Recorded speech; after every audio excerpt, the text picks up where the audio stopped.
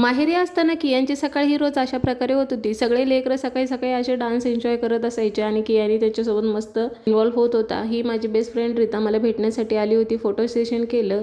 ती बोलली चल मीही येते बस स्टँडवर तुला ड्रॉप करण्यासाठी. मम्मी, मी आणि रीता आम्ही निघालो बस स्टँडवर जाण्यासाठी. मी बीडच्या गाडीमध्ये बसले. इथे बघा मम्मीचे डोळे कसे भरून आले. लेक कितीही माहेरी राहिली तरी तिला एक ना एक दिवस सासरी जावंच लागतं. पण आईची माया कशी असते ना, इथे माझे डोळे भरून आले व्हॉइस ओव्हर करत असताना. आज मी पहिल्यांदा कियानला घेऊन एकटी प्रवास करणार आहे. वातावरण खूप छान झालं होतं. हे बघा, हे आहे बौद्ध विहार. किती सुंदर आहे आणि ही शहागडची नदी एकदम तुडुंब भरली आहे.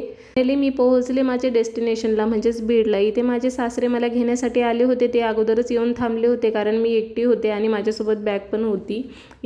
ॲटो घेऊन मी आले सासरी. हे आहे माझं सुंदर असं सासर. सासूबाईंनी कियानला घेतलं आणि त्या गेल्यामध्ये थोडं चहा पाणी घेतल्यानंतर पार्सल आलं होतं. आम्ही सगळेजण मिळून बघत होतो पेटीमध्ये काय काय आलेलं आहे.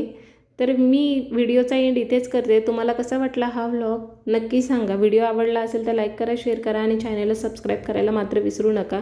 चला तर मग भेटूया अशाच नवीन एका व्हिडिओमध्ये. तोपर्यंत काळजी घ्या. बाय.